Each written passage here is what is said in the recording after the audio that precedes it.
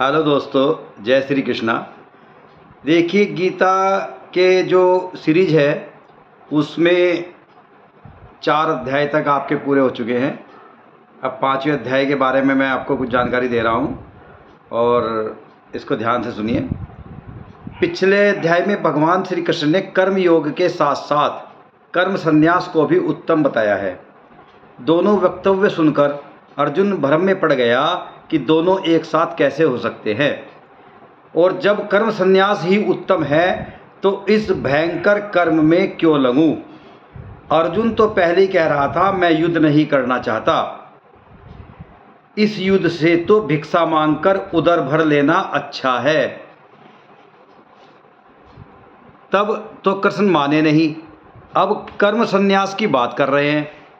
यह बात तो आपको भी जची होगी कि फिर तो यह कथा कथित सन्यासी घूम रहे हैं, ठीक ही घूम रहे हैं। यदि आपने कर्म संन्यास का ऐसा अर्थ निकाला है तो आप भूल में हैं। कृष्ण के कर्म संन्यास को समझेंगे तो यह आपका भ्रम टूट जाएगा।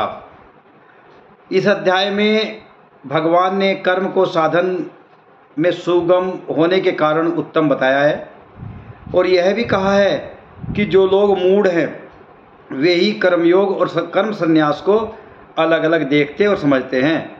वास्तव में अलग नहीं है, किसी में भी सम्यक रूप से स्थिर हो जाने पर फल एक ही आता है। ज्ञान योग, कर्मयोग, कर्म संन्यास योग परम धाम की यात्रा के मार्ग हैं। फिर तत्व के जानने वाले सांख्य योगी के लक्षण बता रहे हैं कि वह कैसे चलता है, बोलता है, देखता, स्पर्श करता है, आदि आदि। सभी प्राणियों में उसी एक परमात्मा को देखो, सबके प्रति संभाव रखो। कर्म के कर्तापन का त्याग ही निष्काम कर्म की कमियां हैं। मित्र शत्रु, सुख दुख, ब्राह्मण चंडाल, सब में समत्य बुद्धि योग का भाव रखो। भगवान ने ध्यान करने की विधि भी बताई है कि किस प्रकार ध्यान के लिए बैठे और क्या क्या करें और ध्यान करें। सांख्य योग और कर्म योग के भेद। अर्जुन उवाच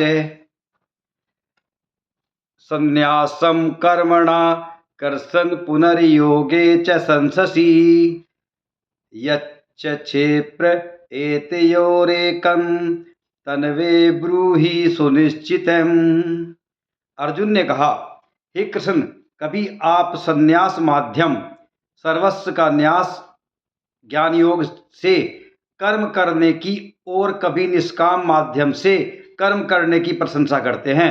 इन दोनों में से एक जो आपके द्वारा निश्चित किया हुआ हो और जो परम कल्याणकारी हो उसे मेरे लिए कहिए।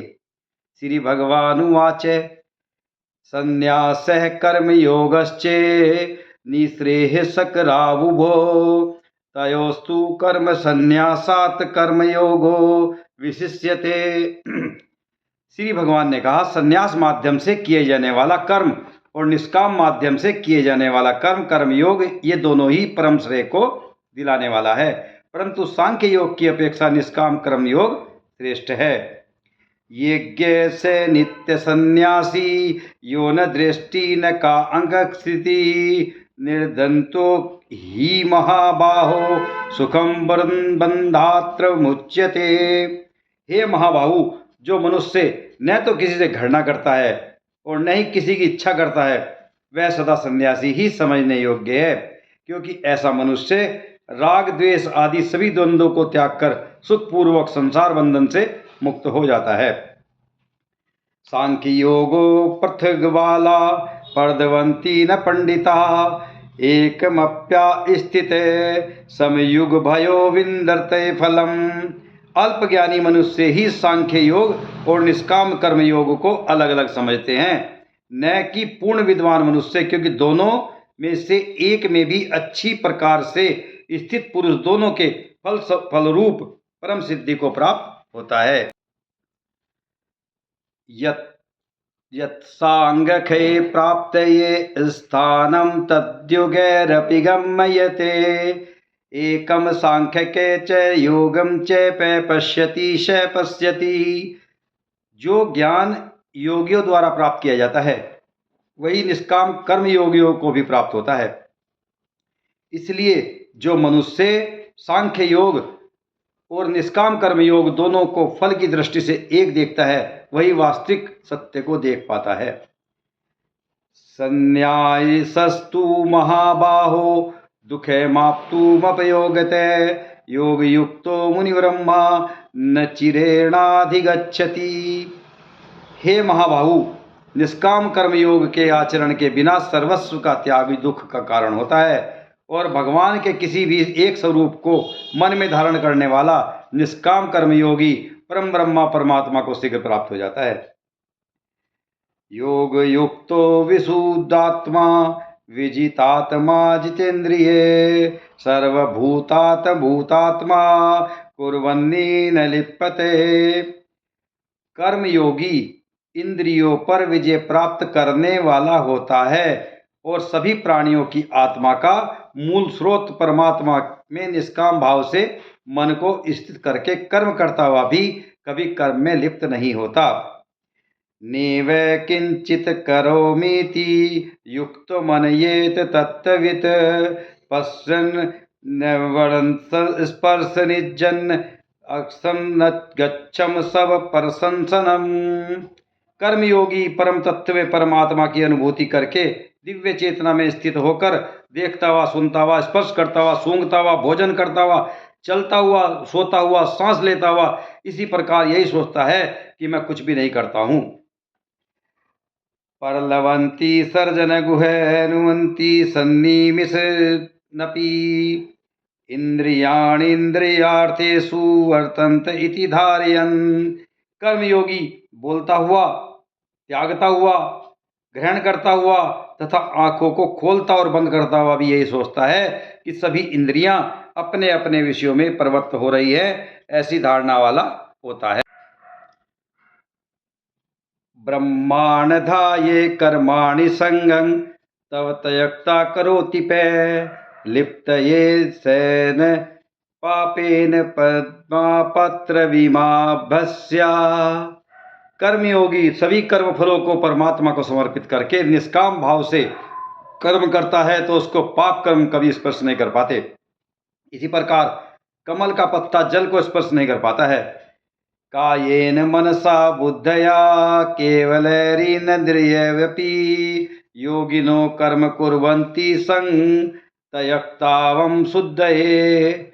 कर्मयोगी निष्काम भाव से शरीर, मन, बुद्धि और इंद्रियों के द्वारा केवल आत्मा की शुद्धि के लिए ही कर्म करते हैं। युक्तम कर्म फलम तयक्तवा शांतिमाप्नोति नैष्ठिक्यम् अयुक्ते कामकारेण फले सक्तो निबद्धते। कर्मयोगी सभी प्रकार के फलों का त्याग करके परम शक्ति को प्राप्त होता है और जो योग में स्थित नहीं वह कर्म फल को भोगने की इच्छा के कारण कर्म फल में आसक्त होकर बंध जाता है। सर्व कर्माणि मनसा संसेयतास्ते सुगम वशी नवद्वारे पूरे देहि नैव कुर्वत कार्यन। शरीर में स्थित जीवात्मा मन से समस्त कर्मों का परित्याग करके वह न तो कुछ करता है और न ही कुछ करवाता है। तब वह 9 द्वारों वाले नगर में आनंद पूर्वक आत्मस्वरूप में स्थित रहता है। न कर्तव्यम न कर्माणि लोकस्य सृजति प्रभु न कर्म फल संयोगम स्वभाव वस्तु परिवर्तेते। शरीर में स्थित जीवात्मा देह का कर्ता न होने के कारण इस लोक में उसके द्वारा न तो कर्म उत्पन्न होते हैं और न ही कर्म फलों से कोई संबंध रहता है, बल्कि यह सब प्रकृति के गुणों के द्वारा ही किए जाते हैं। नादत्ते कश्चे चित्पाये न च वै सुकृत विभु अज्ञानेनावृतं ज्ञानम तेन मुहंति जंतवे।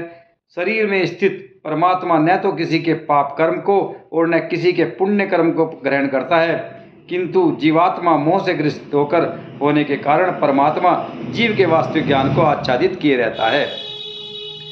इस प्रकार श्री कृष्ण जी अर्जुन को समझा रहे हैं और अर्जुन है कि कभी समझ जाता है, कभी नहीं समझ जाता है, कभी ज्ञान कर्म संन्यास योग और कर्म संन्यास योग को अलग समझता है, तो वे कहता है कि अगर सन्यासी होने में इतना बड़ा तप है तो आप मुझे इस काम के लिए क्यों प्रतिपादित कर रहे हो।